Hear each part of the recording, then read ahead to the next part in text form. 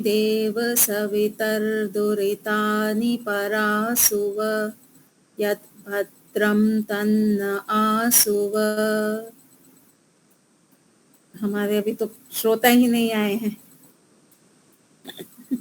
थोड़ी देर प्रतीक्षा कर लें, 1-2 मिनट।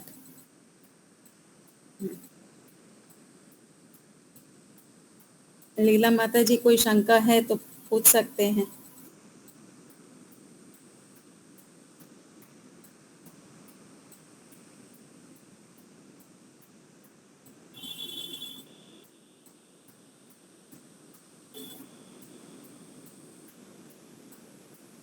ऐसे मोक्ष में जीवात्मा जो परमात्मा का आनंद और जो जो विषयों का ज्ञान ग्रहण करता है उसके संस्कार तो नहीं बनते होंगे? संस्कार तो बनेंगे। अच्छा, हाँ, संस्कार बनेंगे, लेकिन वो संस्कार अगला जब शरीर मिलेगा ना, तो वो संस्कार केवल हमको इतना प्रेरित करेंगे कि पूर्ण सुख होता है कहीं ना कहीं, इतना हमको वो प्रेरित करेंगे। और फिर वही प्रेरित करेंगे कि सुख की प्राप्ति करो। सुख जो भोगा है पीछे, वो सुख की प्राप्ति के लिए वो प्रेरित करेंगे। संस्कारों का काम होता है कर्म को उत्पन्न करना। संस्कार का जो फल है वो है कर्म। तो ये जो संस्कार इकट्ठे हुए हैं वो हमको आगे प्रेरित करेंगे कि सुख की और प्राप्ति करो, कहीं से भी कर्म करके सुख लेकर के आओ। तो ये जो सुख की इच्छा होगी, फिर उस समय क्या होगा कि वो या तो प्रकृति से सुख लेगा, क्योंकि अभी इतनी बुद्धि तो है नहीं, इतने अच्छे संस्कार मिले नहीं, ईश्वर के बारे में किसी ने बताया नहीं, तो उसकी सुख प्राप्ति की जो इच्छा होगी वो प्राकृतिक पदार्थों से पूरी करेगा। लेकिन जब वहाँ 100% पूरी नहीं हो पा रही है, उसने अनुभव कर लिया, अच्छी प्रकार से जान लिया कि बहुत खाया पिया भोगा सब कुछ किया, जैसा चाहिए था वैसा नहीं मिला, तो अब वो ढूंढेगा कि ऐसा कहाँ मिल सकता है, फिर वो जाएगा ईश्वर की तरफ। तो जो सुख के जो संस्कार हैं वो उसको प्रेरित करते हैं आगे और सुख प्राप्त करने के लिए। वस्तु की स्मृति नहीं है। जो संस्कार बनेंगे मान लीजिए सूर्य देखा संस्कार बनेंगे। मेरा हाँ जी, मैं बोलता हूँ। हाँ जी, गांधी भाई बोलिए।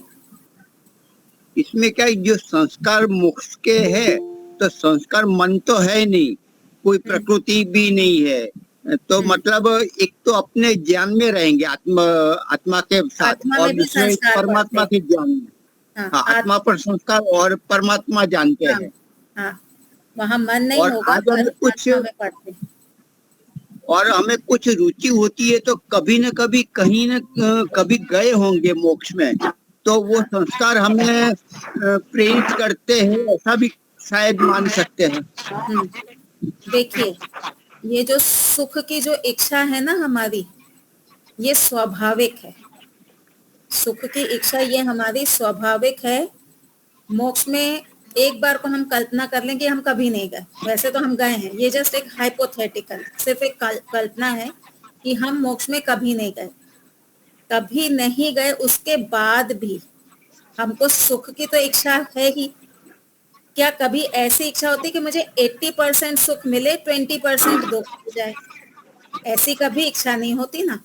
हम मोक्ष में नहीं गए होंगे तो भी हमको 100% सुख की इच्छा ही होती है। हमको कभी भी दुख की इच्छा नहीं है, क्योंकि हमारे अंदर स्वाभाविक रूप से द्वेष है। किससे द्वेष है? दुख से द्वेष है। तो हम तो दुख किसी भी काल में नहीं चाहते। चाहना तो एक एडिशनल हो गया, एक वो जो हमारी इच्छा थी वो पूर्ति हो गई मोक्ष में जाके। मुझे 100% सुख चाहिए था, वहां जाके वो मुझे मिल गया, लेकिन 100% सुख की इच्छा हर काल में रहती है, ये स्वाभाविक है हमारी। अगर हम इसको ये माने कि ये मोक्ष में जाने के कारण हुई, एक बार को हम ये कल्पना करें कि मोक्ष में जाने के कारण हुई, तो ये जो हमारी इच्छा है ये किसी निमित्त से हो गई। ये सुख की जो इच्छा है ये किसी निमित्त से हो गई। तो क्या किसी का, जो चीज किसी निमित्त से होती है वो पहले नहीं थी, आज है, आगे नहीं रहेगी। जो वस्तु निमित्त से होती है वो पहले नहीं थी, निमित्त के कारण उठी और कल वो निमित्त हटने से नहीं रहेगी। तो अगर मोक्ष में जाने से ही हमको 100% सुख की इच्छा जागी है, तो इसका मतलब है कोई काल ऐसा था जब हमको 100% सुख की इच्छा नहीं थी, या भविष्य में कोई समय ऐसा आएगा जब हमको 100% सुख की इच्छा नहीं होगी, पर ऐसा कोई काल नहीं आता है। तो इसका अर्थ है कि ये सुख की इच्छा हमें सदा से है, सदा रहेगी। बीच में वो 100% सुख हमको मिल जाता है मोक्ष के रूप में, और फिर वो आगे हमको प्रेरित भी करता होगा। ठीक है। दूसरा ये भी है कि मोक्ष के हमने कर्म किए, सारे निष्काम कर्म किए, मिथ्या ज्ञान खत्म समाप्त कर दिए, तो मोक्ष मिल गया। तो मोक्ष फल मिल गया, भोग लिया, फिर वो सब चला गया, अभी नए से चालू करना पड़ेगा। स्टार्ट होगा। हाँ जी जी। अब 0 से स्टार्ट होगा। अगर हम कभी एक बार को ये भी माने ना कि मोक्ष की वजह से हम 100% सुख चाहते हैं, तो वहां पे ना कुछ गड़बड़ भी होती है। फिर वहां पहली सृष्टि माननी पड़ेगी कि पहली सृष्टि बनी थी, हमारे अंदर मोक्ष वाले संस्कार नहीं थे, जैसे तैसे करके हम संस्कारों को दग्ध बीज करके मोक्ष में गए, फिर हमको पता चला कि 100% सुख होता है, फिर उससे हम आगे गए, तो ऐसी बहुत अव्यवस्था हो जाती है। तो ये मानना कि हमको स्वाभाविक रूप से 100% सुख चाहिए, हर काल में चाहिए, तो उसी कड़ी में मोक्ष मिल जाता है। फिर वापस आते हैं, फिर इच्छा करते हैं, प्योर सुख चाहिए, फिर मोक्ष मिल जाता है। तो इस प्रकार से ये यात्रा चलती रहती है। ठीक है जी। कोई और शंका? चलिए तो आगे बढ़ेंगे। आज तो हमारे श्रोतागण और कम है, पर कोई बात नहीं, क्वालिटी चाहिए, क्वांटिटी नहीं चाहिए। यहाँ दर्शन। अच्छा हाँ जी प्रहलाद। बहन जी एक बीच में एक मुझे महेंद्र मुनि जी ने जो बताया ना, हम मोक्ष में तो कई बार गए होंगे, हजारों बार, लाखों बार, अनगिनत बार। तो फिर जो हम मोक्ष में से आएंगे, मान लो हम फिर वापिस आए, तो आने के बाद फिर ऐसा क्यों होता है? तब तो हमारा आत्मा अच्छा होना चाहिए ना? नहीं, आत्मा सुनिए, होता क्या है कि हमको 100% सुख चाहिए। इन शॉर्ट अगर हम कहें, जीवात्मा को सुख चाहिए। ठीक है, ये हमारी बेसिक नीड है सुख की। हम चले गए मोक्ष में, मोक्ष का सुख हमने भोग लिया। अब जब हम वापस आए, हम आत्मा रूप में आए हैं, हमारे अंदर कोई संस्कार अभी है नहीं। जब हम मोक्ष से वापस आए हैं ना, तो अविद्या वाला कोई संस्कार हमारे अंदर है नहीं, हम 0 पे खड़े हुए हैं। हमारी बेसिक नीड जो है सुख चाहिए, वो हर काल में रहेगी। अब जब हम गर्भ में आए हैं, तब भी हमारी ये नीड है कि हमको सुख चाहिए है। अब वो जो हमको सुख चाहिए, जब माँ खाना खाएगी, तो हम जब गर्भ में हैं, तो वो जो खाना खाया माँ ने, वो हमारे शरीर को भी लगेगा, हमारी भी पूर्ति करेगा ना वो भोजन। तो जब पूर्ति होगी तो हमको क्या होगा? सुख लगेगा। जब भोजन कर लेते हैं, एक स्टेज है जब भूख लगी है, दुख हो रहा है, जब खाना खा लिया तो सुख होने लगेगा। तो जब माँ ने नहीं खाया था, बच्चे को भी नहीं मिल रहा था गर्भ में, वो दुखी हो रहा था, फीलिंग तो होगी, वो दुखी हो रहा था। अब जब माँ ने खा लिया तो उसको सुख मिला, तो उसको एक सुख की अनुभूति तो पता चल गई कि जब मेरी भूख मिटती है तो मुझे सुख मिलता है। तो ये उसके गर्भ में ही संस्कार बनने लगेंगे कि सुख की प्राप्ति होती है, ऐसे पदार्थ आता है तो सुख की प्राप्ति होती है। तो यहाँ पे उसको ईश्वर का सुख नहीं मिल रहा है, यहाँ उसको प्रकृति का सुख मिल रहा है। उसको ये नहीं पता चल रहा है कि कौन सी चीज आ रही है, लेकिन सुख आ रहा है। अब जब वो बाहर आएगा, माँ दूध पिलाएगी, दूध पिलाने से पहले वो भूखा है, उसको दुख होगा, वो रोएगा। माँ जब दूध पिलाएगी तो उसको स्वाद भी आएगा, ये जब दूध पीता हूं तो मुझको सुख मिलता है। अब क्या होगा? उसको दूध में राग हो जाएगा, थोड़ा बड़ा होगा उसको खिचड़ी में राग हो जाएगा, क्योंकि खिचड़ी खा के उसको सुख मिल रहा है, उसकी भूख मिट रही है। तो ऐसे एक एक करके पदार्थों में उसको राग होना शुरू हो जाएगा। क्यों राग होने लगेगा? उसकी बेसिक नीड जो थी सुख वाली वो पूरी हो रही थी। तो इस प्रकार से उसके अंदर संस्कार पड़ते जाते हैं प्राकृतिक चीजों के। ईश्वर का जब कोई समझाता है तब समझ में आता है। जब कोई बताता है ना कि ईश्वर के अंदर भी सुख है, एक बार ट्राई तो करके देखो, तब उसको समझ में आएगा। अब वो पैदा हुआ एक मजदूर के घर में, मजदूर के घर में रोटी मुश्किल से मिल रही है, ईश्वर क्या समझेगा वो? तो इसलिए वो ईश्वर की तरफ प्रेरित नहीं होता, उसकी बेसिक नीड उसको प्रकृति से पूरी हो रही है, वो वहां पे चल देता है। फिर चलते चलते चलते चलते कई जन्मों में जब थक जाएगा तब वो ढूंढेगा कि मैं कहाँ जाऊं। हम सब ढूंढ ही रहे थे ना, हमको कहीं ना कहीं था कि सच्चा कुछ तो मिले जहां हमको तसल्ली हो जाए, सेटिस्फैक्शन हो जाए। तो जब उसको इस प्रकार से होगा कि मुझे कहीं कुछ तो मिले जिससे मुझे सेटिस्फैक्शन हो, ये सब तो मैंने भोग के देख लिया, फिर वो ईश्वर की तरफ जाएगा। तब वो ईश्वर के आनंद को पकड़ने का प्रयास करेगा। उसमें भी क्या होगा, एकदम से ऐसा नहीं होगा कि उसने प्रकृति छोड़ दिया और ईश्वर को पकड़ लिया। दोनों को पैरेलल भी चलाएगा। हम अभी पैरेलल चला रहे हैं ना, हम प्रकृति को भी पकड़ के रखें, ईश्वर को भी पकड़ के रखें।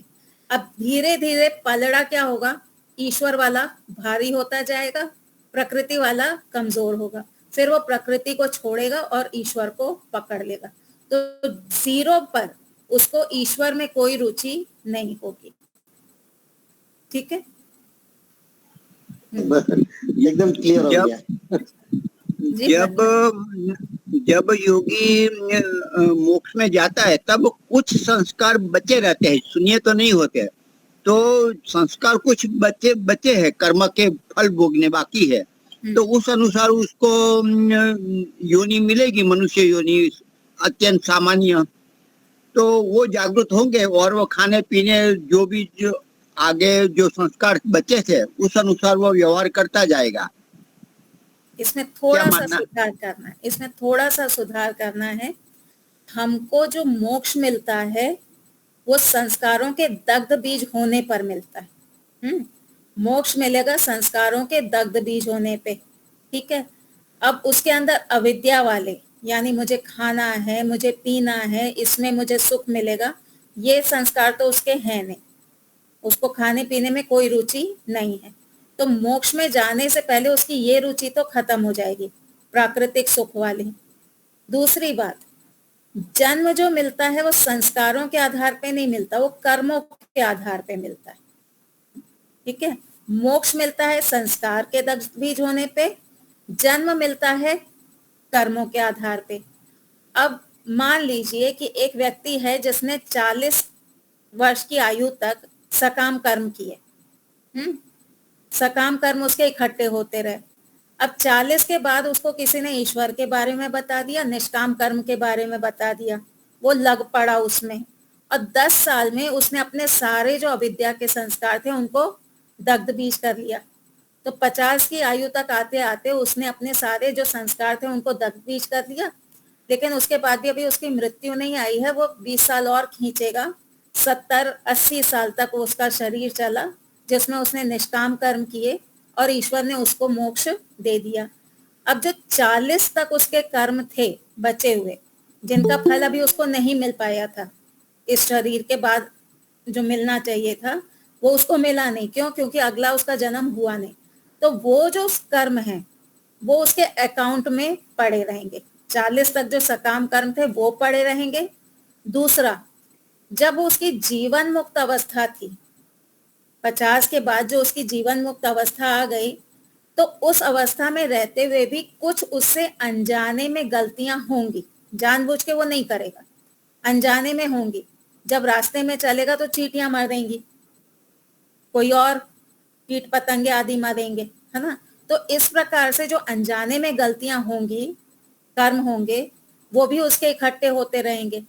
तो पिछले सकाम कर्म, जीवन मुक्त अवस्था के बाद जो अनजाने में गलतियां हुई वो कर्म, ये मिल करके उसको मुक्ति के बाद जन्म देने में सहायक होंगे। मुक्ति में जाने से पहले संस्कार दग्ध बीज हो जाएंगे, लेकिन कर्म तो शेष ही रहेंगे और उन्हीं कर्मों के आधार पे मुक्ति के बाद में जन्म मिलेगा। कुछ लोगों का मानना है कि मुक्ति के बाद जो जन्म होता है वो बिना कर्मों के होता है। कुछ लोग क्या कहते हैं, संस्कार खत्म हो गए, कर्म खत्म हो गए और उसके बाद में जन्म हो गया।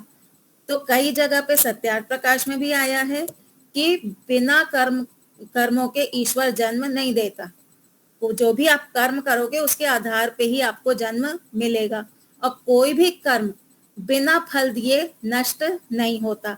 हमने पिछली बार पढ़ा था ना कि धर्म और अधर्म ये कब तक रहेंगे, ये संचित कर्म कब तक रहेंगे, तब तक रहेंगे जब तक कि इनका फल हमको नहीं मिल जाता। तो आप मोक्ष में चले जाइए, लेकिन उसके पहले जो आपने धर्म और अधर्म कमाया था, सकाम शुभ कर्म और अशुभ कर्म किए थे, वो आपके तब तक अकाउंट में पड़े रहेंगे जब तक मोक्ष में से आने के बाद आपको दूसरा जन्म नहीं मिल जाता।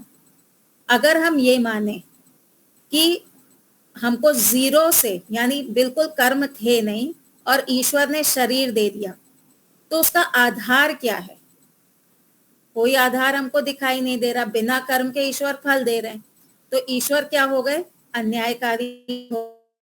दूसरी बात, कुछ लोग ये कहते हैं कि जो ईश्वर हमको बिना कर्मों के शरीर दे रहे हैं ना, ये ईश्वर की कृपा है हमारे ऊपर।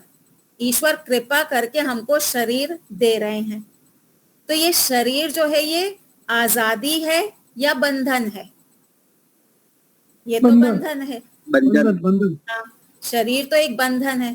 तो ये ईश्वर की कृपा हुई हमारे ऊपर, बिना कर्म के हमको शरीर देना, ये कृपा हुई या ईश्वर की क्रूरता हो गई? आपने कोई कर्म किया नहीं था और पुलिस ने पकड़ के आपको जेल में डाल दिया, तो ये पुलिस की कृपा नहीं है, ये पुलिस की क्रूरता है आपके साथ में। तो अगर हमारे सारे कर्म नष्ट हो गए थे और फिर हमको ईश्वर ने बिना कारण के शरीर में डाल दिया, तो ये ईश्वर की कृपा नहीं है, ये ईश्वर की क्रूरता है। इससे अच्छा तो हमें खुला छोड़ देता ना संस्कार हमारे पास, ना हमारे पास कर्म, तो हमको खुला छोड़ देता, हमेशा मुक्ति में रख देते, वो कृपा कहलाती। आजाद कर देते तो वो हमको कृपा कहलाती। पर ये तो कृपा नहीं होगी, क्रूरता होगी। तो इसलिए कर्म शेष रहते हैं, उस आधार पे ईश्वर हमको जन्म देते हैं। फिर अगर हमारे कर्म ईश्वर माफ कर दे, जो लोग कहते हैं ना कि मुक्ति में जाने से पहले हमारे कर्म नष्ट हो जाते हैं, तो नष्ट का मतलब क्या है? दो मतलब है। एक, आपने भोग लिया और वो खत्म हो गए। दूसरा, वो आपके अकाउंट से ईश्वर ने ऐसे ही डिलीट कर दिए, उनका फल नहीं दिया, ऐसे ही डिलीट कर दिए। पहला पक्ष क्या है कि आपने भोग लिए और वो खत्म हो गए। दूसरा पक्ष, ईश्वर ने उनको डिलीट कर दिया। तो योग दर्शन में बताया कि इतने वैरायटी ऑफ कर्म हैं कि आप एक जन्म में उनको भोग ही नहीं सकते, उनका फल आपको एक जन्म में नहीं मिल सकता। पीछे आपने इतनी वैरायटी के कर्म किए हैं कि ईश्वर एक जन्म में उनका फल नहीं दे सकता। कुछ गठरियां पड़ी ही रहती हैं।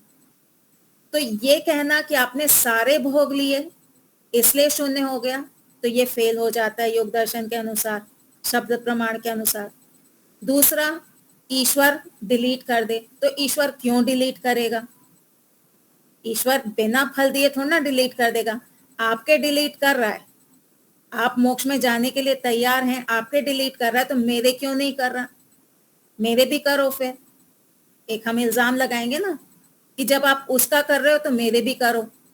आप उसका कर रहे हो, मेरे नहीं कर रहे हो, इसका मतलब आपको उसमें राग है। उसने आपकी भक्ति की, आपको वो अच्छा लगने लगा, तो आपको राग हो गया, आपने उसके कर्म माफ कर दिए। मैंने आपकी भक्ति नहीं की तो आप मुझे सजा दे रहे हो। तो ईश्वर ऐसा रागी भी नहीं है। सत्यार्थ प्रकाश में आया कि ईश्वर राग में आकर के किसी के भी कर्म माफ नहीं कर देता, कि जो उसकी विशेष भक्ति करे उससे क्या राग करने लगेगा? नहीं, ईश्वर में राग भी नहीं है। ईश्वर पूरे पूरे न्यायकारी हैं। तो इससे भी सिद्ध होता है कि ईश्वर हमारे कोई भी कर्म माफ नहीं करते। एक हम केस लेकर के चलें। हमने कहा कि एक व्यक्ति है, 40 साल तक उसने बुरे काम किए, ठीक है, और 40 के बाद में उसको ज्ञान हो गया, जीवन मुक्त अवस्था आ गई और वो चला गया मोक्ष में। अब जब 40 साल तक वो था, उसने मान लीजिए किसी के 10 लाख रुपए चुराए थे। 40 साल तक कि उसकी जो आयु थी, 30 साल की आयु में उसने किसी के 10 लाख रुपए चुराए। अब जिस व्यक्ति के चुराए उसको तो ईश्वर ने कंपनसेट कर दिया। वो व्यक्ति मान लीजिए गया ईश्वर के पास कि इसको दंड दो क्योंकि इसने मेरी चोरी की है। तो अब ईश्वर अगर ये कहें कि ये तो मोक्ष में जा रहा है, अब मैं इसके 10 लाख का दंड नहीं दे सकता, मैं इसको माफ कर देता हूँ, क्या ये हमको स्वीकार होगा? ये मोक्ष में जा रहा है इसलिए अब मैं इसको माफ कर रहा हूँ, ये हमको स्वीकार नहीं होगा। हम चाहेंगे, जिसके पैसे गए हैं वो तो चाहेगा ही ना कि इसको दंड मिले। तो ईश्वर इस प्रकार से भी माफ नहीं करते, वो हर कर्म का फल देते हैं। आप बीच में मोक्ष में छुट्टी मनाने चले जाओ, लेकिन जब वापस आओगे तो पेनल्टी भरनी पड़ेगी। आप 1 महीना जॉब करते हैं, उस 1 महीने में आपने कुछ गड़बड़ भी कर दी, अब गवर्नमेंट ने आपको LTC दे दी, LTC लेकर के आप स्विट्जरलैंड घूमने चले गए, लेकिन जब वापस आएंगे तो जो 1 महीने में गड़बड़ की थी उसकी पनिशमेंट मिलेगी कंपनी वालों से कि नहीं मिलेगी, या माफ हो जाएगा? माफ नहीं होगा ना, आपको पेनल्टी भरनी पड़ेगी। मिलेगी। हमारे कर्म शेष रहते हैं, संस्कार दग्ध बीज हो जाते हैं, संस्कार नहीं होंगे। मोक्ष में जाने से पहले सारे जो अविद्या के संस्कार हैं वो दग्ध बीज हो जाएंगे, कर्म शेष रहेंगे। ठीक है, किसी और को कोई शंका इसमें? मोक्ष बहुत अच्छी चीज है, बहुत सारे टेंशन्स खत्म कर देती है। जैसे रात को सोने से पहले एकदम निश्चिंत हो जाते हैं ना, और नींद में हमें कोई टेंशन नहीं होता, कितना अच्छा लगता है जो 6-7 घंटे हम सोते हैं। तो वही स्थिति मोक्ष में होती है, एकदम निश्चिंत है, कोई टेंशन नहीं है, किसी की चिक चिक झिक झिक नहीं है, कोई बिल नहीं भरने हैं, कोई घर नहीं बनाना है, कुछ नहीं करना है। तो मोक्ष में जाने का हमको प्रयास करना चाहिए। चलिए आगे बढ़े। पिछला पाठ जो किया था हमने, उसमें कोई शंका है किसी को?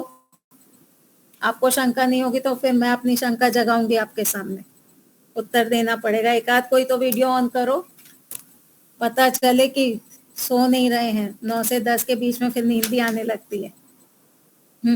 हरेश भाई कहाँ चले गए थे? अनम्यूट करिए। मेरा ससुर है ना, एक्सपायर हो गया था। ओ अच्छा, वहाँ था। ठीक। अभी बेंगलोर जा रहा हूँ परसों। अच्छा, अभी छुट्टी पे हूँ। हाँ, कोई बात नहीं। तो आपको कोई प्रश्न नहीं है? अब मैं पूछूं प्रश्न? पूछिए। न्याय दर्शन में 3 प्रक्रिया चलेंगी। न्याय दर्शन जो शास्त्र है, इसमें 3 प्रक्रिया चलेंगी। पहली का नाम क्या है? उद्देश्य का अर्थ क्या है? ये 16 पदार्थों का नामकरण। हाँ, नाम कथन या नामकरण करना, ये है उद्देश्य। दूसरी प्रक्रिया क्या है? परिभाषा करना। अथवा लक्षण बताना। परिभाषा करना अथवा लक्षण बताना। जब हम किसी पदार्थ के लक्षण बताते हैं तो लक्षण बताते हुए क्या ध्यान रखना चाहिए? उसके विशेष धर्म बताने चाहिए या सामान्य धर्म बताने चाहिए या दोनों धर्म बताने चाहिए? दोनों। अच्छा, अगर हमको एक जीवात्मा को ईश्वर के विषय में बताना है तो हम उस ईश्वर के विशेष धर्म बताएंगे अथवा जीवात्मा और परमात्मा में जो कॉमन है वो बताएंगे? परिभाषा करते हुए कॉमन है वो बताएंगे ना। कौन सा है हरेश भाई? कॉमन है ना, वो बताएंगे। तो कॉमन बताने में ईश्वर में और हम में क्या अंतर हो जाएगा? जैसे मैं हूं और सामने लैपटॉप है, ठीक है, तो हमारी कॉमन चीज क्या? हम दोनों की सत्ता है। मेरी भी सत्ता है और लैपटॉप की भी सत्ता है। क्या इससे आपको दोनों में अंतर समझ आएगा? मेरी विशेषता आपको समझ में आएगी? नहीं आएगी। तो जब हम परिभाषा करते हैं तो हमें विशेष लक्षण, विशेष धर्म ही बताने होते हैं। क्यों? क्योंकि कॉमन जब बताएंगे ना तो भ्रांति हो जाएगी। जब हम कहेंगे मेरी भी सत्ता है, लैपटॉप की भी सत्ता है, तो सत्ता अगर हम कह रहे हैं तो भ्रांति हो जाएगी कि किसकी बात हो रही है, मेरी बात हो रही है कि लैपटॉप हो रही है। लेकिन जब हम विशेष लक्षण बताएंगे, मैं चेतन हूं, ये मेरी विशेषता है, लैपटॉप जड़ है, तो जब परिभाषा करने जाएंगे तो विशेष धर्म ही बताए जाते हैं, कॉमन धर्म नहीं बताए जाते। कॉमन तो सब में है, तो कॉमन की बात नहीं होती है, विशेष धर्म लक्षण को में बताए जाते हैं। ठीक है, चलिए तीसरा भाग क्या था? परीक्षा। परीक्षा करना। परीक्षा करने का अर्थ क्या था? ये तीनों मिलकर जो परीक्षा प्रमाण पूर्वक किसी पदार्थ की परीक्षा करना। ये तो परीक्षा कैसे करेंगे वो बताया, पर परीक्षा क्यों की जाती है? सत्य को प्राप्त करने के लिए। परीक्षा इसलिए की जाती है कि आपने जो लक्षण बताए, मेरा एक लक्षण क्या था, मैं चेतन, ठीक है, मेरे अंदर इच्छा है, ज्ञान है, प्रयत्न है, ये मेरे लक्षण बता दिए। अब परीक्षा करेंगे कि ये कहा गया कि जयाबेन के अंदर इच्छा है, प्रयत्न है, ज्ञान है, तो क्या सच में इच्छा है? प्रमाणों से आप जानेंगे कि क्या जयाबेन के अंदर सच में इच्छा है, क्या सच में प्रयत्न करते हैं, क्या सच में ज्ञान है। तो ये जो परीक्षा होगी, ये लक्षणों को चेक किया जाएगा कि आपने जो लक्षण बताए थे वो सही भी हैं या नहीं है। कहीं ऐसा तो नहीं आपने गलत लक्षण बता दिए हों। हमने कह दिया लैपटॉप के अंदर इच्छा है, हमने एक परिभाषा कर दी कि लैपटॉप के अंदर इच्छा है, प्रयत्न है। अब हम परीक्षण करेंगे, क्या लैपटॉप कभी अपनी इच्छा से चार्जिंग में लगा? नहीं लगा। क्या इसने प्रयत्न किया एक जगह से दूसरी जगह जाने का? नहीं किया। तो आपकी जो परिभाषा थी कि लैपटॉप में इच्छा है, प्रयत्न है, ये परीक्षण के बाद तो सिद्ध नहीं हुई। तो इसका अर्थ हुआ कि आपकी परिभाषा गलत है। अब आप अपनी परिभाषा बदलो। तो न्याय दर्शन में सबसे पहले नाम बताए जाएंगे 16 पदार्थों के, जो पहले सूत्र में हो गए। फिर परिभाषा बताई जाएगी पहले अध्याय में, और फिर बाकी के जो 4 अध्याय हैं जिनमें टोटल 8 आहनिक हैं, उनमें क्या होगी? परीक्षा होगी कि आपने जो पहले अध्याय में परिभाषा बताई, लक्षण बताए, वो सही हैं या नहीं है। तो इसमें पूर्व पक्ष और उत्तर पक्ष दोनों खड़े होंगे, अपनी अपनी बात रखेंगे। पूर्व पक्ष शंका करेगा और उत्तर पक्ष उसका उत्तर देगा। ठीक है, चलिए अब इसके बाद में था, पहले परिभाषा बता दो फिर विभाग करो। किसी पदार्थ का परिभाषा बता दो फिर विभाग करो, या फिर पहले विभाग कर दो फिर परिभाषा बता दो।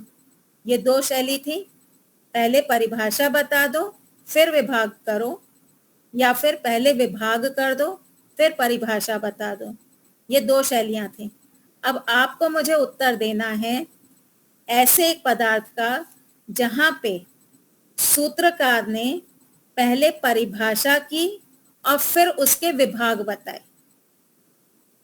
पहले परिभाषा कर दी, ये पदार्थ ऐसा ऐसा है, और फिर उसके विभाग बताए। एक ऐसा उदाहरण दीजिए। तत्वज्ञान। नहीं, तत्वज्ञान तो एक ही है ना, उसके कोई विभाग नहीं है तत्वज्ञान के। जो 16 पदार्थ उसमें पहले 4 प्रमाण बता दिए, बाद में उसके विभाग बताए। तो वो 4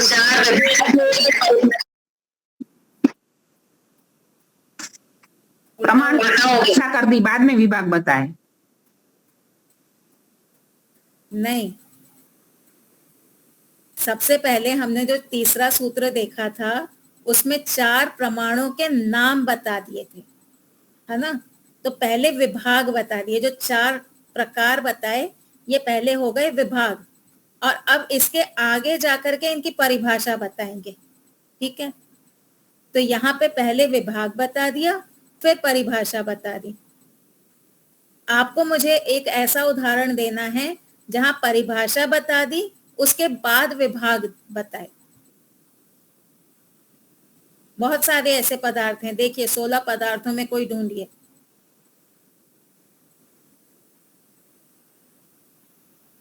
पिछली बार मैंने उदाहरण भी दिया था, लिखते नहीं है मेरे स्टूडेंट्स।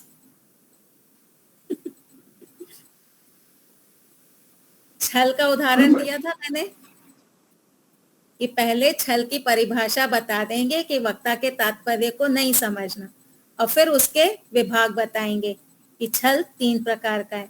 ऐसे ही निग्रह स्थान में भी करेंगे, पहले परिभाषा बता देंगे, फिर उसके 22 प्रकार बता देंगे। जाति की परिभाषा कर देंगे, फिर उसके 24 प्रकार बता देंगे। तो कहीं कहीं पहले विभाग करेंगे, फिर उसकी परिभाषा बताएंगे, और कहीं कहीं पर परिभाषा बताएंगे, फिर विभाग करेंगे। स्पष्ट हो गया? याद रहेगा? ठीक है। फिर 4 प्रकार के प्रमाण बता दिए थे। फिर किसी ने शंका की कि ये जो आपने 4 प्रकार के प्रमाण बताए, कौन कौन से थे 4 प्रकार के प्रमाण? प्रत्यक्ष अनुमान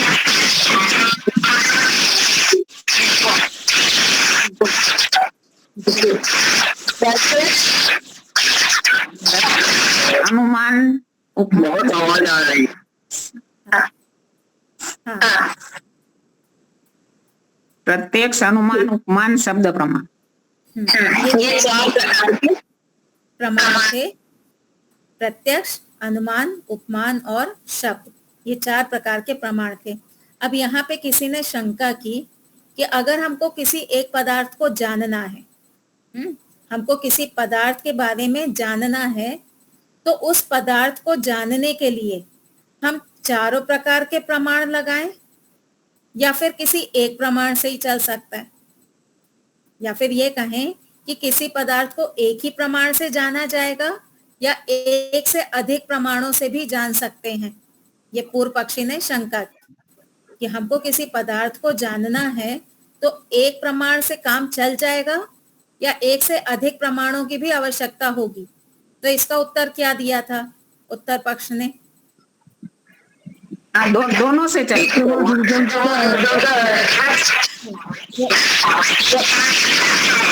कभी एक से भी चल जाएगा और कभी ज्यादा भी। तो एक उत्तर से दिया, चलेगा तो वो व्यवस्था कहा जाएगा, और एक से अधिक से चलेगा तो अभिसंप्लव कहा जाएगा। हाँ, वेरी गुड।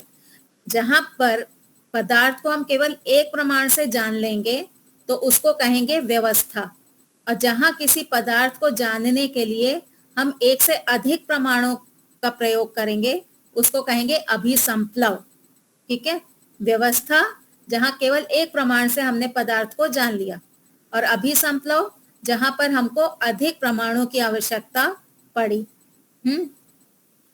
आपके कमरे में पंखा लगा हुआ है, आप पंखे को जान रहे हैं, ये व्यवस्था है या अभिसंप्लव है? तो व्यवस्था, ये व्यवस्था है, हमने आंख से देखा, प्रत्यक्ष प्रमाण से हमारा काम हो गया। इसके आगे हमको और शब्द प्रमाण नहीं चाहिए। कभी कभी पंखा है ये जानने के लिए हमको अभिसंप्लव भी होता है। हम किसी के घर में मेहमान बन के गए, उसने हमें कहा कि आपको हमने ऊपर वाला कमरा दिया है। अब हम उससे पूछेंगे क्या ऊपर वाले कमरे में पंखा है? वो कहेगा हाँ पंखा है। तो शब्द प्रमाण से हमको जानकारी हो गई कि ऊपर पंखा है। अब हम ऊपर गए, दरवाजा खोल के देखा, हमको पंखा भी दिख गया, तो यहाँ पे प्रत्यक्ष भी हो गया हमको। तो ये क्या हो गया? ये हो गया अभिसंप्लव। ठीक है, तो किसी भी पदार्थ को आप एक प्रमाण से भी जान सकते हैं, एक से अधिक प्रमाणों से भी जान सकते हैं। जीवात्मा के विषय में, हम जीवात्मा हैं, इसमें अभिसंप्लव का प्रयोग करेंगे। शब्द प्रमाण से हमको जानकारी होगी कि जीवात्मा जैसा कोई पदार्थ होता है, आत्मा जैसा एक नित्य पदार्थ भी होता है। फिर उसके लक्षण हम शब्द प्रमाण से जानेंगे, जहाँ इच्छा है, द्वेष है, प्रयत्न है, सुख दुख की अनुभूति है। तो जहाँ पे ऐसा होगा वहां पे जीवात्मा है। तो पहले हमने केवल शब्द से जाना कि जीवात्मा है, फिर हमने अनुमान प्रमाण से जाना कि इसके अंदर जीवात्मा है, मेरे अंदर मैं क्या हूं, मैं आत्मा हूं। तो अभी केवल हमको अनुमान हो रहा है। फिर जब संप्रज्ञात समाधि में जाएंगे तो क्या हो जाएगा, प्रत्यक्ष हो जाएगा। तो 3 प्रमाणों से हमने जीवात्मा को जान लिया। और अन्य प्राणियों में जीवात्मा है, अन्य प्राणियों में भी आत्मा है, वो उपमान प्रमाण से जान लेंगे। जैसे मेरे अंदर इच्छा है वैसे ही उसके अंदर इच्छा है, जैसे मुझे दुख अच्छा नहीं लगता वैसे ही उसे भी दुख अच्छा नहीं लगता। तो ये क्या हो जाएगा, ये उपमान प्रमाण हो जाएगा, जैसा वैसा। ठीक है, तो ये उदाहरण हो गया अभिसंप्लव का। मान लीजिए कि हम कहीं जा रहे हैं, रास्ते में हमको कोई परिचित व्यक्ति मिल गया और उसने कहा कि आगे जो है वो रास्ता बंद है, आप जिस रास्ते पे जा रहे हो वो आगे रास्ता बंद है। तो ये हमको क्या हो गया, ये हमको शब्द ज्ञान हो गया। शब्द प्रमाण से हमको जानकारी मिल गई कि आगे रास्ता बंद है। अब अनुमान से कैसे पता चलेगा, जितने लोग भी जा रहे हैं सारे वापस मुड़ करके आ रहे हैं, जितने और लोग जा रहे थे वो भी वापस वहां तक जा करके मुड़ के आ रहे हैं।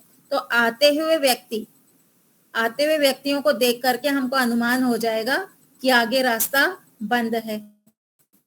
फिर अभी भी हमको तसल्ली नहीं हुई तो हम क्या करेंगे, हम जा करके भी देख लेंगे, तो वो हमारा प्रत्यक्ष हो जाएगा कि आगे रास्ता बंद है। तो अगर हम चाहते तो हम पहली बार में ही रुक जाते, हमको उस व्यक्ति पे विश्वास है कि भाई ये सच बोलने वाला है, इसने कहा कि आगे रास्ता बंद है, हमको उतने प्रमाण से ही काफी जानकारी हो जाती।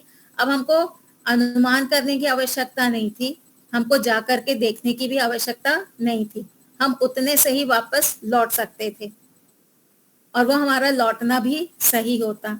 लेकिन हमको अपनी जो जानकारी थी उसको पुष्ट करना था, अपनी जानकारी को, अपने ज्ञान को बलवान बनाना था।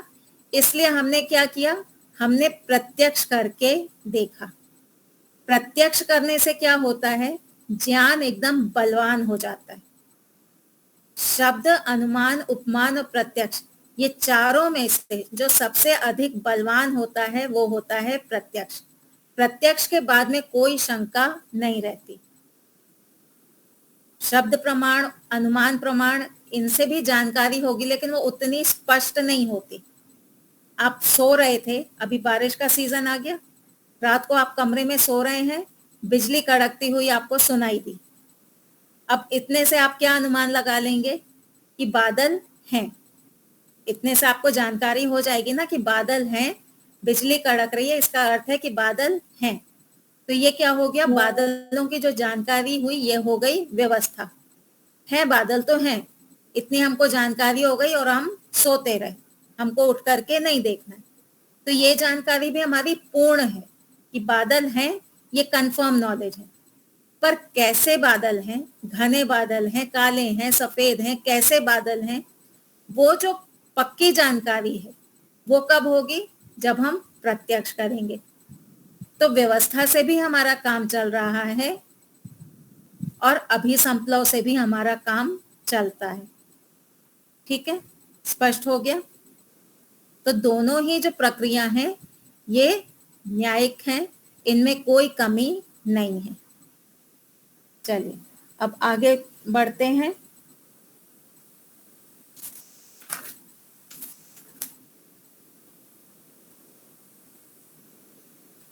तो एक बार हम जब पहला सूत्र करेंगे उसके पहले पीछे का एक टॉपिक रिवाइज करते हैं, क्योंकि उससे ही कनेक्टेड पहला सूत्र है।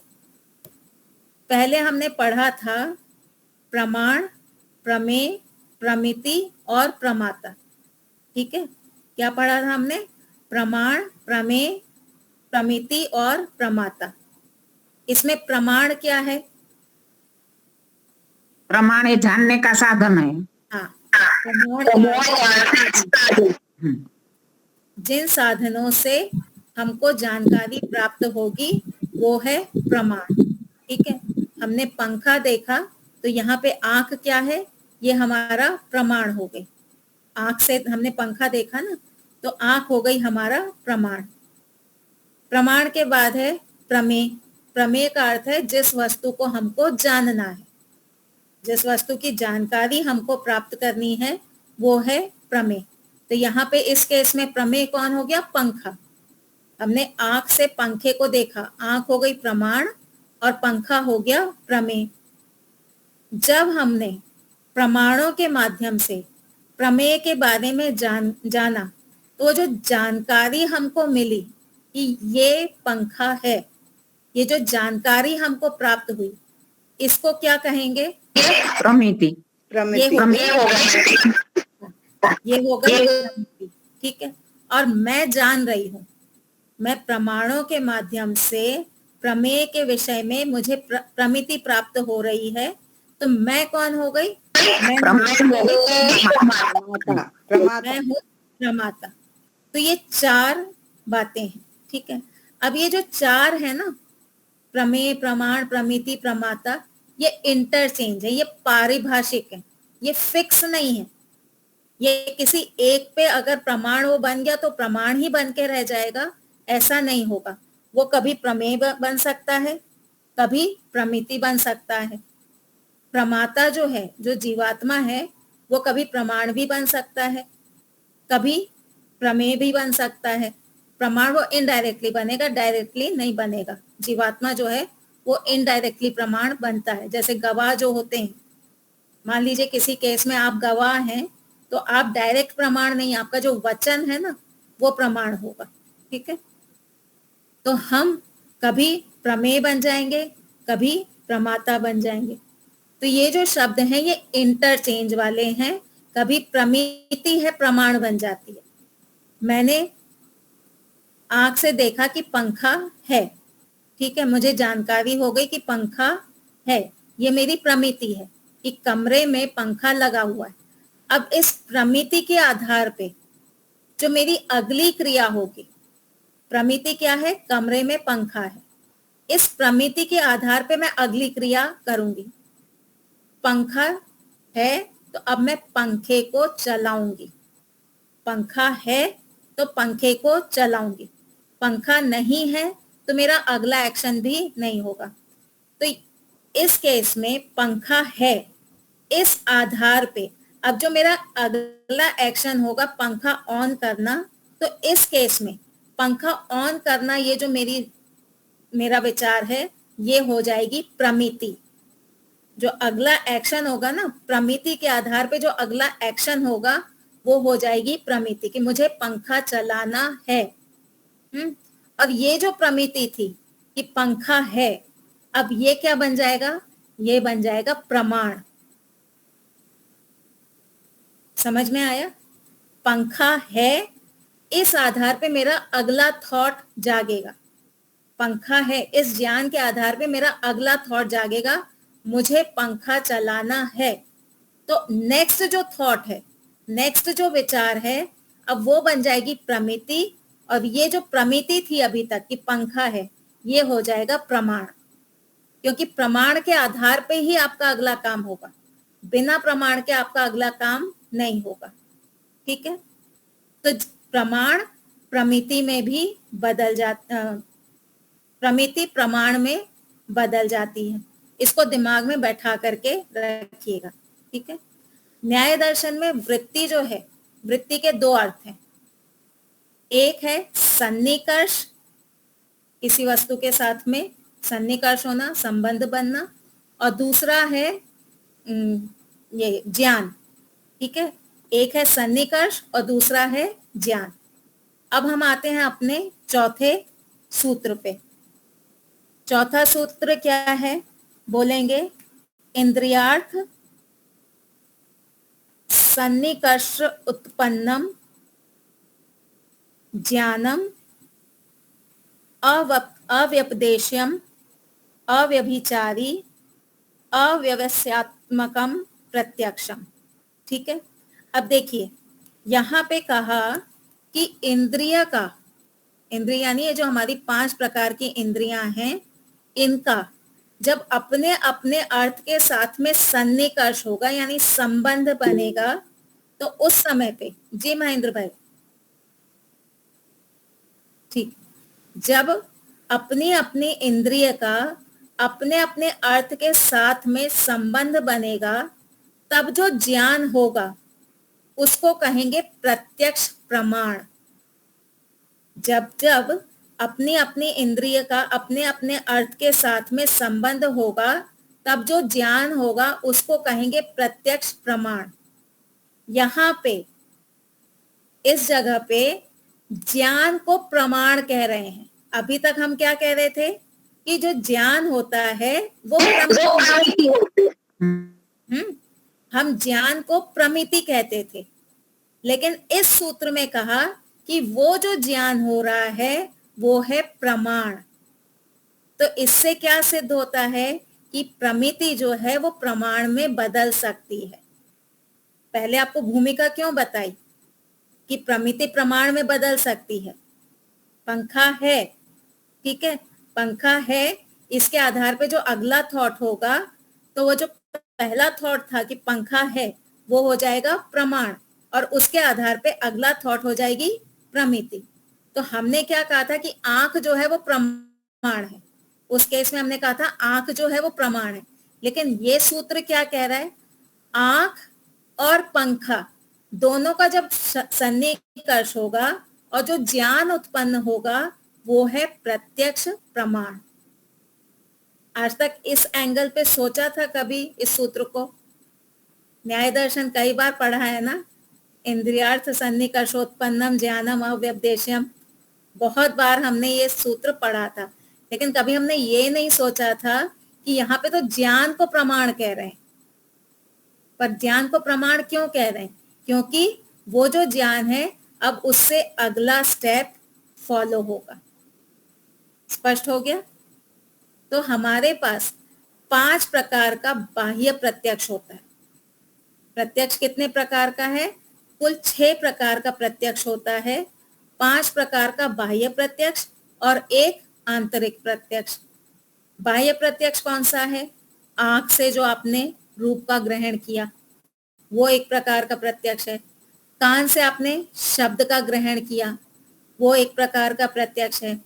जीवा से आपने रसना का, स्वाद का प्रत्यक्ष किया वो एक प्रकार का प्रत्यक्ष है। त्वचा से आपने स्पर्श का प्रत्यक्ष किया वो एक प्रकार का प्रत्यक्ष है। नाक से आपने गंध का प्रत्यक्ष किया। तो इस प्रकार से 5 प्रकार के प्रत्यक्ष, इनको कहते हैं बाह्य प्रत्यक्ष। प्रकृति का जो हमको प्रत्यक्ष होगा ना, जो सृष्टि है, जो बनी हुई सृष्टि है, इसका जो हमको प्रत्यक्ष होगा ये इन इंद्रियों के द्वारा होगा। ठीक है। और आंतरिक प्रत्यक्ष क्या है? जो मन से हमको प्रत्यक्ष होता है। जैसे सुख दुख आदि जो अनुभूतियां होती हैं ये मन से होती हैं। ये नाक से, आंख से, कान से, इनसे ग्रहण नहीं होती, इनसे प्राप्त नहीं होती। ये मन से प्रत्यक्ष होता है। सुख दुख आदि का, भय आदि का प्रत्यक्ष किससे होता है? मन से होता है। तो 5 प्रकार का बाह्य प्रत्यक्ष है और 1 आंतरिक प्रत्यक्ष है। अब यहाँ पे पूर्व पक्षी ने एक शंका उठाई। पूर्व पक्षी ने क्या कहा? आप कह रहे हैं कि इंद्रिय और अर्थ, इंद्रिय और अर्थ का जब सन्निकर्ष होगा तो प्रत्यक्ष प्रमाण होगा। पर हमने तो अभी तक ये देखा है कि आत्मा मन के साथ जुड़ता है, मन इंद्रियों के साथ जुड़ती है, इंद्रिय अपने विषय के साथ जुड़ती है, तब जाकर के प्रत्यक्ष होता है। तो आपने मन और आत्मा का संयोग तो बताया ही नहीं। वो भी तो आपको बताना चाहिए था कि मन और आत्मा का भी संयोग होगा। आपने केवल इंद्रिय और अर्थ का ही क्यों कहा? तो इसका उत्तर पक्ष ने, सूत्रकार ने उत्तर दिया कि जब हम लक्षण बताते हैं, जब हम किसी वस्तु के, किसी पदार्थ के बारे में बताते हैं, तो उसके विशेष लक्षण ही बताए जाते हैं, सामान्य लक्षण नहीं बताए जाते। हमने जैसे पहले देखा था ना कि परिभाषा जो होती है वो विशेष लक्षणों के आधार पे होती है, सामान्य लक्षणों के आधार पे नहीं होती। तो यहाँ जो प्रत्यक्ष प्रमाण है, हमने वहां पे इंद्रिय और विषय, इंद्रिय और अर्थ का ही क्यों बताया? इसलिए बताया, और मन और आत्मा का इसलिए नहीं बताया कि मन और आत्मा ये तो हर प्रमाण में लगेंगे। अनुमान प्रमाण हो रहा है, वहां पे भी मन और आत्मा का संयोग होगा ही। उपमान प्रमाण हो रहा है, वहां पे भी मन और आत्मा का संयोग होगा। शब्द प्रमाण हो रहा है, वहां पे भी आत्मा और मन का संयोग तो होगा ही।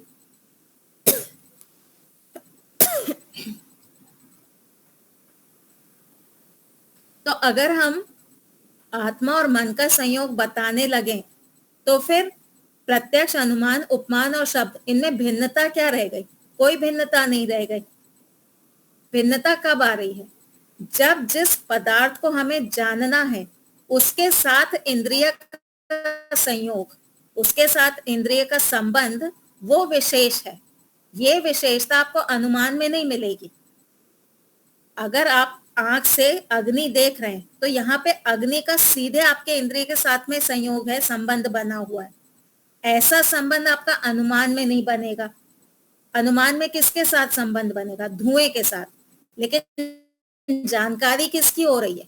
अग्नि की हो रही है। तो वहां अग्नि और आंख का सीधे संबंध नहीं बना है। उपमान प्रमाण में आप नील गाय को देख रहे हैं लेकिन समझ किसको रहे हैं? गाय को। तो यहाँ पे गाय और आपका संबंध नहीं बन पा रहा है। शब्द प्रमाण में भी आपको ताजमहल के बारे में पूरा डिस्क्रिप्शन दे दिया, आपने बुक में पूरा ताजमहल का सुन लिया, लेकिन क्या ताजमहल के साथ में आपका इंद्रिय का सन्निकर्ष हुआ? नहीं हुआ। तो इंद्रिय सन्निकर्ष, जो पदार्थ आपको जानना है, जिस इंद्रिय से जानना है, उनका सन्निकर्ष केवल और केवल प्रत्यक्ष प्रमाण में ही होता है। मन और आत्मा का सन्निकर्ष, इनका जो संबंध है ये तो हर प्रमाण में होगा। तो हमको कॉमन बात नहीं बतानी है, हमको विशेष बात ही बतानी है। फिर उसने, पूर्व पक्षी ने शंका की कि ठीक है, आपने मन और आत्मा का सन्निकर्ष नहीं बताया, हमको समझ में आ गया, लेकिन आपने तो मन और इंद्रिय का सन्निकर्ष भी नहीं बताया। आपने तो इंद्रिय और विषय का ही सन्निकर्ष कहा, तो मन और इंद्रिय का सन्निकर्ष क्यों नहीं बताया? तो उसका उत्तर दिया कि मन और इंद्रिय का जो सन्निकर्ष है वो तो पांचों प्रकार के प्रत्यक्ष में कॉमन है। आप जब रूप देखेंगे, आंख से आपने रूप देखा, तो उस समय पे आंख और मन का सन्निकर्ष होगा, ठीक है। आप जब नाक से कुछ सूंघेंगे तो उस समय नाक और मन का सन्निकर्ष होगा। आप जब कोई शब्द सुनेंगे तो उस समय शब्द और मन का कान और मन का सन्निकर्ष होगा। वैसे ही जब आप कुछ फील करेंगे, ठंडा, गरम, कठोर, कोमल, तो उस समय पे आपकी त्वचा और मन का सन्निकर्ष होगा। तो मन का जो सन्निकर्ष है वो तो पांचों इंद्रियों में कॉमन है, तो हम वो कॉमन बात को क्यों बताएं? इसलिए प्रत्यक्ष प्रमाण में हमने केवल विशेषता ही बताई है कि जहां पर अर्थ अर्थात विषय और इंद्रिय, उसकी पर्टिकुलर इंद्रिय, उनका जब सन्निकर्ष होगा तब जो ज्ञान होगा वो होगा प्रत्यक्ष प्रमाण। ठीक है, स्पष्ट हो गया? आत्मा और मन, या फिर मन और इंद्रियों को क्यों नहीं लिया? चार चीजें थी, आत्मा, मन, इंद्रिय और विषय। तो इसमें पीछे की जो दो हैं, दो जो सन्निकर्ष हैं, आत्मा और मन का, मन और इंद्रिय का, ये जो दो सन्निकर्ष हैं ये कॉमन है, और कॉमन चीज को नहीं लिया जाता जब हम किसी चीज की परिभाषा करते हैं। इसलिए हमने वहां पे वो नहीं छेड़ा, हमने केवल इंद्रिय और अर्थ का सन्निकर्ष ही बताया है। स्पष्ट हो गया? तो अब इसके आगे जो तीन कंडीशन रख दी, इसके आगे तीन कंडीशन रख दी है ना, कि प्रत्यक्ष जो है उसमें तीन कंडीशन लगेगी, वो तीनों कंडीशन पास होना चाहिए तभी प्रत्यक्ष कहलाएगा। केवल सन्निकर्ष मात्र से काम नहीं चलेगा, बाकी की तीन कंडीशन भी अप्लाई होंगी। तो छोटा सा एस्टेरिस्क बना देते हैं ना, कंडीशंस अप्लाई, तो ये कंडीशंस अप्लाई है कि ये तीन कंडीशन होंगी तभी प्रत्यक्ष कहलाएगा, तभी आपका क्लेम आगे पास होगा। तो जो 3 कंडीशन है उसको हम आगे लेंगे क्योंकि वो थोड़ा लंबा विषय है। अभी 5 मिनट है हमारे पास, अगर किसी को कोई शंका पूछनी है तो पूछ सकते हैं।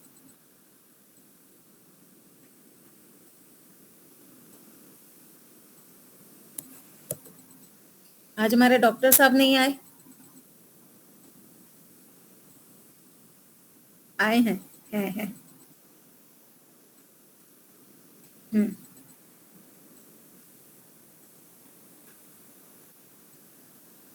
किसी एक पदार्थ को जानना हो, मैं प्रश्न कर रही हूँ, सोच करके उत्तर दीजिएगा। किसी एक पदार्थ को हमें जानना हो तो वो एक ही इंद्रिय से ग्रहण हो सकता है या मल्टीपल इंद्रिय से भी ग्रहण हो सकता है? मल्टीपल से हो सकता मल्टीपल एक से एक से ही। शीतल जी ने कहा एक से होता है, प्रहलाद ठाकर जी ने कहा मल्टीपल इंद्रिय यानी अनेक इंद्रियों से भी हो सकता है। कोई उदाहरण देंगे प्रहलाद भाई? जैसे मैंने पंखा देखा, आंख से देखा, हाँ, तो वो तो एक से हुआ। सोचिए कहाँ पे आपकी मल्टीपल इंद्रियां लगती हैं? ये उदाहरण में थोड़ा ये हो। डॉक्टर साहब क्या? जैसे मैंने आम का फल देखा, केरी देखा, वो आंख से देखा और जीभ से देखा। हाँ, खरीदते हुए क्या करते हैं? खरीदते हुए क्या करते हैं? सूंघते हैं ना, सूंघते हैं। आंख से देखा, चक्षु इंद्रिय, सूंघा, ठीक है, तो वो सूंघने में हमको उसके विषय में पता चला, ठीक है, और फिर खा करके देखा तो वो जीवा से पता चला। नाम जो सुना वो भी है, ठीक है, और टच करके देखा सॉफ्ट है कैसा है। तो यहाँ पे मल्टीपल इंद्रियों से केवल एक आम की जानकारी हो गए। तो जब आप ये कहेंगे कि मैं आम जानता हूं तो आपको स्पष्ट करना पड़ेगा, क्या मैं सिर्फ रूप जानता हूं या मैं सिर्फ स्मेल जानता हूं या फिर सिर्फ नाम जानता हूं या स्वाद भी जानता हूं। जब आप कहते हैं ना कि मैं इस वस्तु को जानता हूं तो वहां चेक करिए कि उसमें मल्टीपल इंद्रियां लग रही हैं क्या। तो जो बोल रहा है कि मैं इसको जानता हूं तो वो कौन सी इंद्रिय वाला जानता है? उसका स्वाद जानता है, उसका नाम जानता है, उसका रूप जानता है या उसका स्पर्श जानता है? तो किसी भी चीज को आप एक इंद्रिय से भी जान सकते हैं, जैसे पंखे का उदाहरण है, या फिर मल्टीपल इंद्रियां भी लग सकती हैं, ठीक है। ईश्वर को जानने के लिए इंद्रियां लगेंगी? ईश्वर का जो प्रत्यक्ष होगा? नहीं, बाह्य इंद्रियां ईश्वर के प्रत्यक्ष में काम आने वाली नहीं है। लेकिन बिना इंद्रियों के, बिना इंद्रिय के ईश्वर का प्रत्यक्ष नहीं होगा। और वो इंद्रिय कौन है? वो है मन। बिना मन के ईश्वर का प्रत्यक्ष होने वाला नहीं है। न्याय दर्शन कहता है 6 प्रकार का प्रत्यक्ष है, 5 बाह्य, 1 आंतरिक। बाहर वाले के लिए 5 इंद्रियां चाहिए, अंदर वाले के लिए 1 मन चाहिए। कुछ लोग कहते हैं कि ईश्वर को जानने के लिए मन की आवश्यकता नहीं है, वो सीधे आत्मा में प्रवेश कर जाता है। ऐसा नहीं है, बिना मन के ईश्वर की जानकारी हमको नहीं होगी। जीवात्मा के सबसे निकट कौन है? जीवात्मा स्वयं है। जीवात्मा के सबसे निकट जीवात्मा स्वयं है। जब वो अपने आप को जानने के लिए मन की सहायता लेता है तो जीवात्मा से भिन्न है ना ईश्वर, उसको जानने के लिए मन की आवश्यकता क्यों नहीं होगी? ईश्वर को जानने के लिए हमको मन की आवश्यकता होती है। मन के माध्यम से ही हमको ईश्वर का साक्षात्कार होता है। मोक्ष में जाएंगे तब हमको मन नहीं चाहिए ईश्वर को जानने के लिए, तब ईश्वर की शक्ति चाहिए। तो जीवात्मा बिना साधन के ईश्वर को नहीं जान सकता, वो साधन मन हो अथवा ईश्वर की शक्ति हो। तो जब तक शरीर है मन चाहिए, जब मोक्ष में है तो ईश्वर की शक्ति चाहिए। तो जो लोग कहते हैं कि मन की आवश्यकता नहीं है तो वो भ्रम में है। अब बड़े बड़े पढ़े लिखे विद्वान ये कहते हैं कि मन की आवश्यकता नहीं है। जी प्रहलाद है डॉक्टर साहब। हमारे गुरुजी ऐसा ही बताते हैं कि जब समाधि लगती है तो उस वक्त भी मन तो होता है। आत्मा को जब तक परमात्मा से मिलाता है तब तक मन की जरूरत है, फिर मन साइलेंट हो जाता है, गुमनी हो जाता है।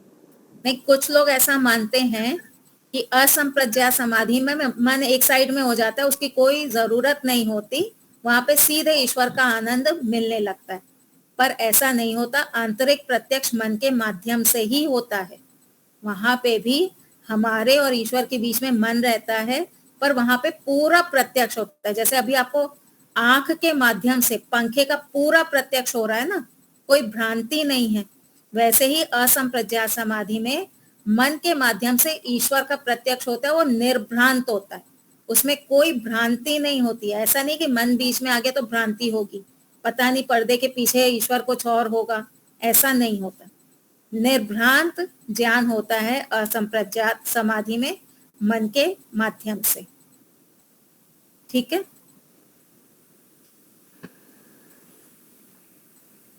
जी डॉक्टर साहब, कुछ कह रहे हैं? नहीं, धन्यवाद। ठीक है, चलिए, तो हमारा समय हो गया। आज है बुधवार, परसों मिलेंगे न्याय की कक्षा में। चलिए महेंद्र भाई शांति पाठ कराएंगे। गुरुवासरे मिलामः। जी, पुनः मिलामः।